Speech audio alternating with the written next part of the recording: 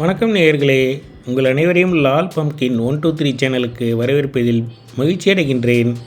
இன்றைக்கு நம்ம ஒரு ஸ்பெஷலான ஹெல்த்தியான நல்ல அருமையான ஒரு ரசம் செய்வது எப்படி என்பதை பற்றி நாம் பார்க்க போகிறோம்.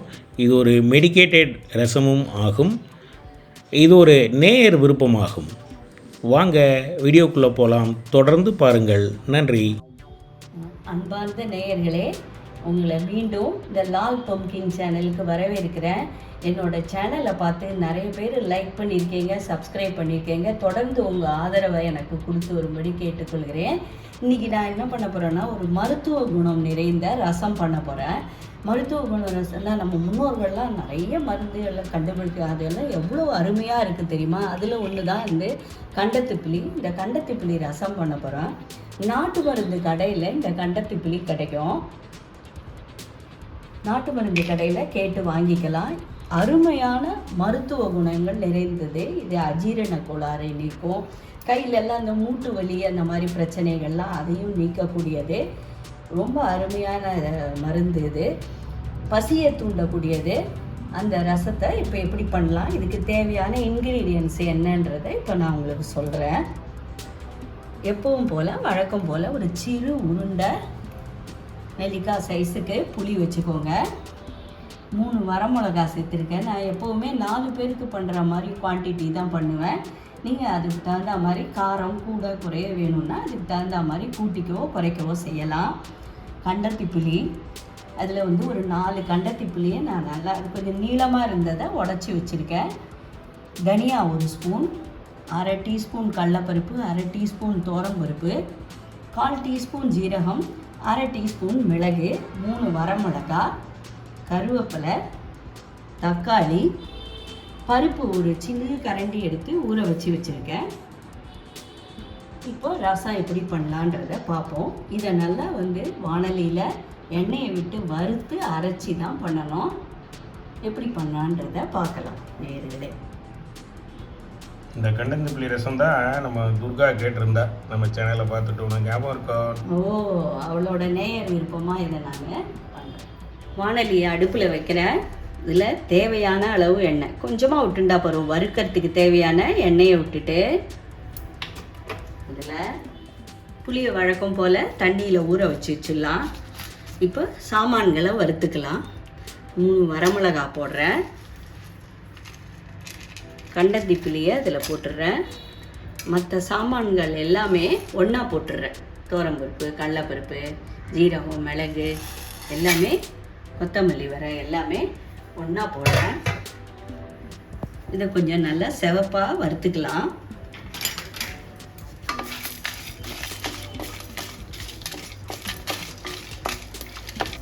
இதோட கூட ஒரு சின்ன கட்டி பெருங்காயம் போடுறேன். ஆப்ஷனல் தான் பெருங்காயம், வாசனைக்காக போடுறது.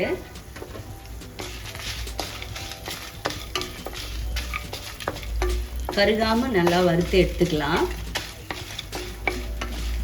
வறுக்கும் போதே அது ஒரு வாசனை வரும். இந்த கண்டத்திப்பிலிக்கு உரிய வாசனை அது. இந்த மாதிரி மருத்துவ குணம் நிறைந்த இஞ்சி, பூண்டு, வேப்பம்பு இதெல்லாம் மாதத்தில் ஒரு தடவையாவது சேர்த்துட்டே வாங்க. இஞ்சி அடிக்கடி சேர்க்கலாம். அஜீரண கோளாறெல்லாம் நீக்கும். கருவேப்பிலையை அதில் போடுறேன்.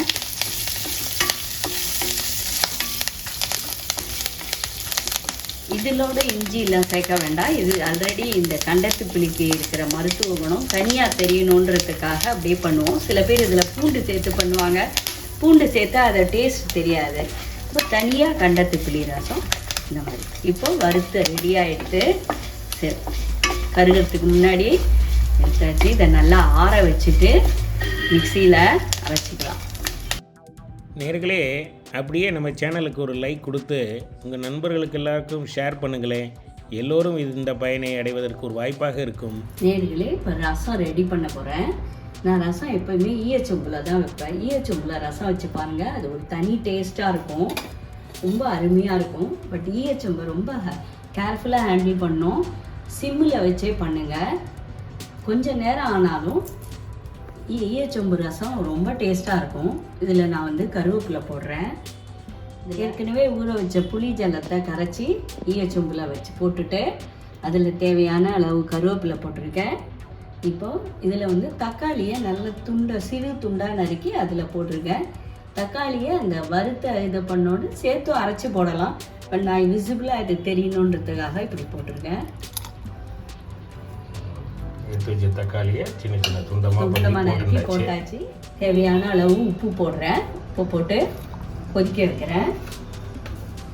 இந்த ரசம் கொதித்து வரும்போது புளி வாசனையெல்லாம் போன பிறகு தான் இந்த அரைச்சி விட்ட விழுதை சேர்த்து கொதிக்க விடணும். பருப்பும் அதோட சேர்த்து கடைஞ்சி சேர்த்து ஒன்றா விடணும். ரொம்ப சிம்பிள் தான், இது ஈஸியாக பண்ணிடலாம். இப்போ இந்த ரசத்தை அப்படியே கொதிக்க வைப்போம். வறுத்து வச்ச சாமான்லாம் ஆறிட்டு இதை மிக்சியில் போட்டு அரைக்க போகிறேன். இதில் ஒரு 1/4 கப்பு வாட்டர் சேர்த்துக்கலாம். இப்போ மிக்சியில் எப்படி அரைக்கிறேன்னு காட்டுறேன். ரொம்பவும் நைஸாக இருக்க வேண்டாம், கொஞ்சம் கோஸாக அரைச்சிருந்தாலே போடும். அரைச்சோன்னா பார்ப்போம் அது எப்படி இருக்கு.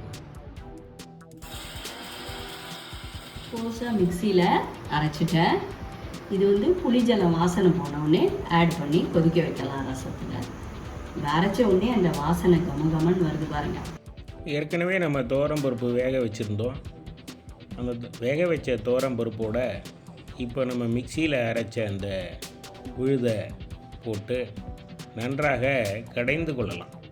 நன்றாக இரண்டையும் சேர்த்து நல்லா வைய கடைஞ்சிட்டு அதுக்கப்புறம் அது இரண்டையும் சேர்த்த கலவையை நம்ம அந்த அடுப்பில் உள்ள ரசத்தில் சேர்க்கணும். சேர்த்துட்டு ஒரு சின்ன ஒரு கொதி வந்தால் போகிறோம், நம்மளுடைய கண்டந்திப்பிலி ரசம் ரெடி ஆகிவிடும். இந்த அரைச்ச விழுதை இதில் ஆட் பண்ணுறேன். இதோட தேவையான அளவு கொஞ்சம் தண்ணியை விட்டு கலந்து